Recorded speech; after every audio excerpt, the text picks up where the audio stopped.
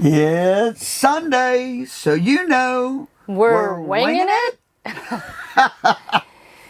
You know, for a long time we did 2 videos a week. We did a Sunday travel / vlog style video, state park video, that type of thing. And on Wednesdays we would wing it. And I know a lot of folks love winging it. We love winging it.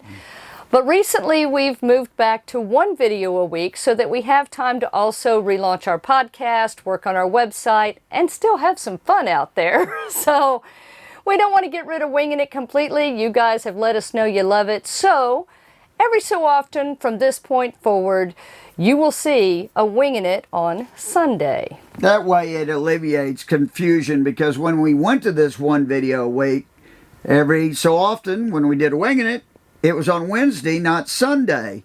And so Sunday's been the day that we have posted videos from the beginning of this channel. And we know most of our audience is there on Sundays, so we want to bring it to you the day that most of you can see it, hopefully. And if you haven't seen Wingin' It's before, well, you're going to get a whole new experience. That's true. So this week our topic is 10 things that we actually have more of as full-time RVers than we did as part-time RVers when we lived in our sticks and bricks house. So stay tuned. Hey y'all, welcome back. I'm Stacy. I'm Tom, and we're RV Texas, y'all. We are Native Texans and full-time RVers who are all about exploring the great state of Texas and beyond, one campground at a time. We're on a mission to experience life, not just live it, and we're bringing you along for the fun. 2018, we sold our house, our business, and got rid of most everything we owned to hit the road and see America. Our home is a 33-foot RV named Freedom. We installed an extreme solar and lithium setup, so now we can just about live anywhere with our dog Star and our cat Astro. Every day is a new adventure, so join us as we RV America, y'all. Okay, so yes, this is a Sunday winging it, and we know that some of you who watch our Sunday videos may have never seen one of our winging its before, so let me fill you in on what we're doing. On winging it, this is conversational. We set the timer on my phone, we talk about the topic. When the timer goes off, we wrap things up. This is completely unedited, unscripted, and you get what you get. Now, having said that, yes, this is totally unscripted. We're going to just talk with whatever comes into our head. We may end off on some other tangent, but I do have just a bullet list of points that we want to get to. So you do see my iPad here this time, just to remind us and keep us on somewhat of a track. And also another change for you Wingin' It fans, a lot of y'all have asked for more information, for us to talk a little bit more in depth about each topic. We normally, historically, when it's just the 2 of us, have done 10-minute winging its. We are going to expand that to 15 minutes. So we can talk about the topic and hopefully wrap things up closer to time, because also we get to talking and we're in the middle of a thought and the timer goes off and we go over time anyway. So let's get to it. Today's topic, 10 things that we have more of as full-time RVers than we did in our stationary sticks and bricks part-time RV lives. Can't wait for this. 15 minutes on the clock. We're winging it. All right, first up, believe it or not, we actually have more keys that we use on a daily basis. Yeah, than our sticks and bricks. Yes. Because our house is the RV, so we have to have all the RV keys. We have to have the Jeep keys. And the RV has more keys than our former house had. So, and at the sticks and bricks, the RV keys, we didn't carry those on a day-to-day basis. We only had them when we were going out on the weekends. So, but there are so many other keys, like we now have e-bikes, which we showed in a video not long ago. And they have keys. And there's locks associated with those that have keys. And then we have keys for our bike rack. Right. You know, so That's always with us, and we're always loading and unloading when we get to a new destination or if we're going somewhere to ride the bikes. So we find ourselves carrying a lot more keys than I ever thought of. You know, you downsized everything else. Couldn't we have downsized the keys? I guess not. So that's one thing. Stacey has to carry a bag from time to time. I do. Just to carry the keys. It's true. Another thing that we have more of now as full-time RVers that I never expected is toll tags. Now, to give you a little history, when we had our sticks and bricks house and we were part-time RVers, our house was basically close to the intersection of two toll roads on the west side of Houston. So we had our toll tag that we used every day, and that toll tag that's in Texas was also good in Oklahoma and Kansas. So that is mostly what we had. Now we find that as we travel beyond the state line and we go into more states across the United States, there are a lot of states that have toll roads, and a lot of those times we would find ourselves on a toll road unexpectedly. And with an RV, it can be difficult to go through the toll booths. That's for sure. We have had times where we had about this much space on either side of the RV as we were squeezing through. And with COVID, you know, the new challenges came with a lot of those toll booths weren't manned. They weren't taking cash. Some of them weren't set up for credit cards. They would take a picture of your license plate and then mail you the bill. Well, we're full-time RVers. We get our mail on occasion forwarded from escapees. They do a great job, but we don't get it all the time like we would in our normal everyday sticks and bricks life. So we have found that a way to save money and not have to go through as many of the toll booths and, you know, just not have that hassle is to have toll passes for the different states that we visit. And luckily, there are toll passes available, like the Sun Pass, that covers Florida and a bunch of other states. Much of the Northeast and North, too. And so by having multiple toll passes that cover different states, we cut down on the number of times we have to go through a toll booth, have cash, worry about being too long before we get the bill to the time we pay it and paying extra fees, and we get a discount on the tolls. So that has been super convenient for us. For sure. For sure. Number 3, membership cards and annual passes. Yeah, I mean, there's a lot out there, but you want to have a lot of them because you get discounts at campgrounds and stuff with some of them, you know, like FMCA or Escapees. Some people have Good Sam's or AAA. I mean, Passport America. Passport America. So we find ourselves carrying multiple cards, and in state park passes. You know, we've talked about the Texas State Parks Pass, and if you're going to be in a Texas State Park for more than a week, you might as well buy the State Parks Pass. You don't have to be from Texas. Exactly. And the same holds true in other states. Like we hold South Dakota State Parks Pass because last year we were there and we were going to be in a park for a week and we saved money by buying the State Parks Pass. And so now we have multiple state park passes as well. And we have, of course, the National Parks Annual Pass because you can save money when you're visiting national parks by having that pass. So as we travel, we find that we pick up more and more of these annual passes and membership cards. Some grocery stores that we go to also have membership cards that you can save money. And if you're going to be in a region where there's a lot of that grocery store, sometimes it makes sense to sign up for their membership. So we can get the discounts. Every bit helps, right? That's so for sure. That is something we definitely have more of than we did when we were in our sticks and bricks house.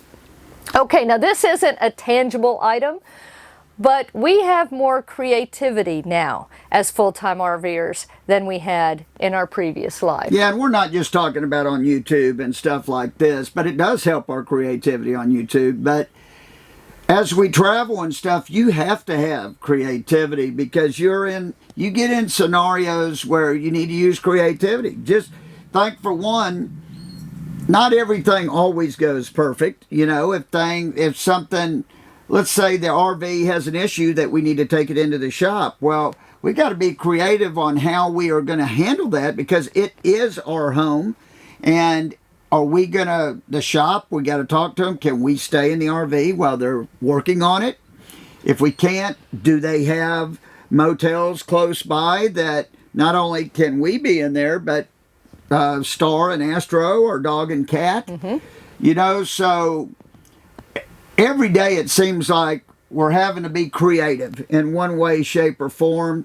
But you know what? It's one of the things that makes this journey so much more fun, too. Exactly. And it's because you are constantly thinking and problem solving. And, you know, when you're in your sticks and bricks house and you're going to the same job, you're eating at the same restaurants, you're shopping at the same grocery store, you have the same people you see every day for years and years and years, you don't have to be as creative. So this kind of RV life, especially extended travel or full-time travel, forces you to kind of sharpen those creativity skills. For sure. Along with that is day-to-day planning. We have more day-to-day planning now than we ever had, in part because we had the same jobs, we worked with the same people, we lived in the same place, we ate at the same restaurants. Now, when we're traveling, we not only have to find a different place to stay every night, 365 days a year, but we have to figure out what we're going to see when we're in the area, where are we going to eat. There's Astro. Yeah, we're winging it. You know, what are we going to do? Where are we going to go grocery shopping? What are we going to be able to find? There is a lot of planning, whether you want it to be or not, there is a lot of planning in full-time travel. Yeah, but again, that's another thing where you're constantly having to adjust, change in your mind. You're using your mind all the time. And another advantage of this lifestyle, you either use your brain or you don't. And if you're not using it, you know, it tends to shut down. So I like it. Well, and for us, it's even as simple as we have a washer and dryer now, so we don't have to plan as much for laundry as we did when we had the Breeze that didn't have a washer and dryer. But if we're going to be in a series of parks for a period of time that we don't have full hookups and we have to move the RV to dump and we're going to be there for an extended period of time, how long can we go before we need to figure out how we can do our laundry? We can find a laundromat, or, you know, there's all these things that work into that you end up planning that you never would have thought of before. That's for sure. How about apps that we actually use in our everyday lives? Now, I know everybody's got a ton of apps on their phone. We have for years since these things came out. But how many of them do you actually use? And we're not talking about game apps. We all have the game apps and the app every day you like to go to and play. We have those. No, we're talking about serious apps that help our day-to-day lives and like weather apps. Oh my gosh, we have a whole video on being prepared for the weather as an RVer, and I'll link that in the description. And one of the things we talk about is the importance of having multiple weather apps on your phone. We do. We have quite a few. We use those all the time. We also have apps to help us find camp spots, dump stations, rest stops, truck stops, because we are in a Class A motorhome towing a Jeep Gladiator, which is the Jeep truck. It's not easy for us to get into a lot of fuel stations, so we like to do the truck stops. So we try to find feedback on those truck stops to know where we should go, where it's easy to get in and out of, the you know, what type of fuel they have and all of that. Well, and we also have a app and a card where we get discounts at certain truck stops. So we've got to constantly monitor that. So we want to stop at one of those truck stops to save a lot of money on fuel. Today, obviously, we need to save every penny we can. That's for sure. We also have birding apps. You know, if we're in a certain park, what is that bird that we're looking at? We're not birders by any stretch. Well, we are birders. We enjoy watching birds, but we don't know what we're looking at. Right, so, that's right. So that is like an educational thing for us to learn more about the area that we're in. So we find that we have a lot of useful resource apps that we use a lot more than we did in our previous stationary lives. Yeah. Energy. Oh my gosh, we have a lot more energy than we did before. Now, we've never been sluggish folks, I guess you could say, but you know, the RV lifestyle is an active lifestyle, and we try to go to places where we want to get out and explore, and we're excited to get up in the morning and see what's going to happen and where it's going to take us and the people that we're going to meet. Yeah, you don't get into the routine like in the old sticks and bricks life where it's another day, we got to work and we got all this stuff to do. Here we got new adventures every day. I mean, we're jumping up out of bed because we have so many things we're going to get to do and explore and see, more people to meet. So the energy level is way high for our lifestyle. And yeah, we figured it probably would be up there, but it is definitely much more energy than a normal lifestyle. Absolutely. Okay, another tangible thing that I am shocked we have more of today than we did in our house, but that is actually remote controls. Yes, we live in a 34-foot, actually 33-foot, 10-inch motorhome. We have 3 TVs. We have 2 sound bars. We have remotes for our awnings. We have remote for our fireplace. We have remote for the truck. We have remotes for our e-bikes. Remote. When we first got here and we first took delivery of the motorhome and we opened a drawer and it was full of remotes, we thought, what do all these go for? I mean, it took us a full day just to figure out what all the remotes were for the RV when we got it. And it's like, wow, and it's like, that's one of the things we have to just work around in the RV more than anything else is all the remotes. It's crazy. It is absolutely, I never would have imagined it, but yes, it is true. Adventure is another thing that we have a lot more of than now that we're full-time RVers than we did when we were part-time RVers in our sticks and bricks. As we say in our intro video, every day is a new adventure, and that is so very true. Yeah, I mean, adventure everywhere from beautiful new places to see like national parks and state parks, but the adventure to go to the grocery store. I mean, where is the grocery store? How's it laid out? Yeah. What are they going to have? We were surprised when we first started traveling extensively.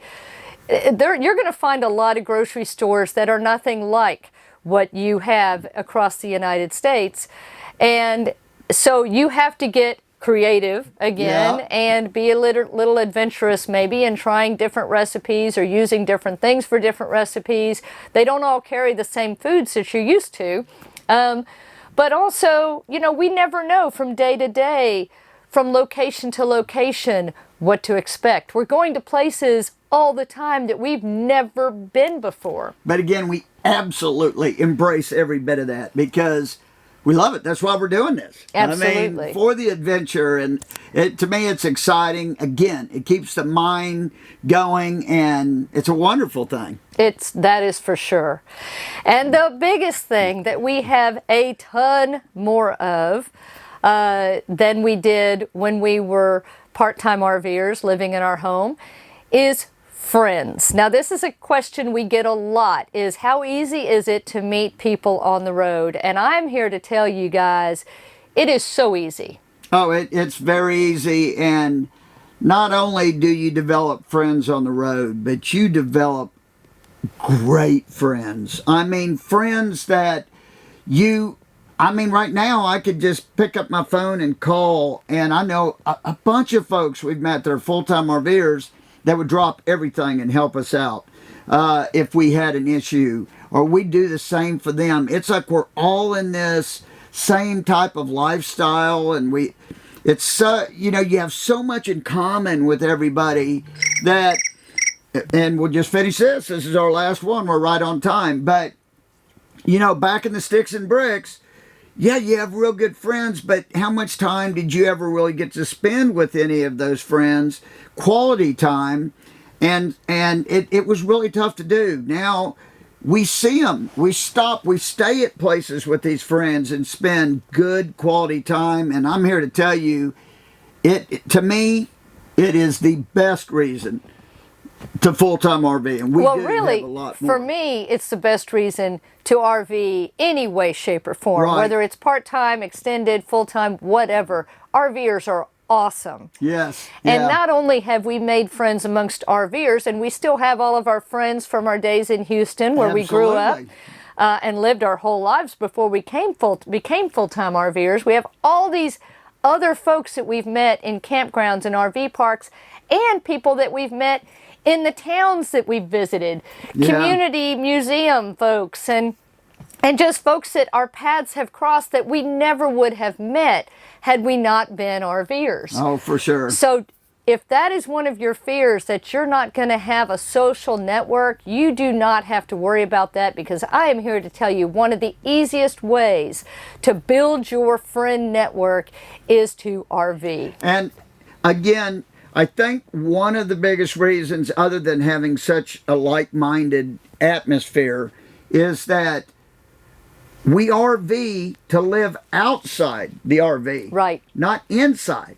So everybody that really is into the lifestyle is living outside. They're cooking outside. They're walking their dogs all the time. They're going for hikes. They're going for hikes.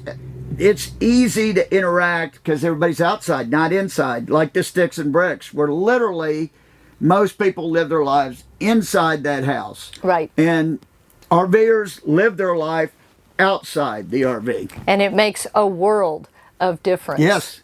So we hope you've enjoyed this special Sunday edition of Wingin' It. We'd love to hear your thoughts on this going forward, seeing a Wingin' It every so often on Sunday, mixed in with the travel videos and the state park videos. We have a ton of great stuff coming up for you. Oh, yeah. So if you have not already subscribed, please hit that subscribe button. Please share our channel with your friends so that they can be along for the fun and adventure. And hey, it gives you something to talk about with your friends, right? Yeah. Until next time, y'all, keep on winging it. Safe travels. And happy camping. Bye. Bye.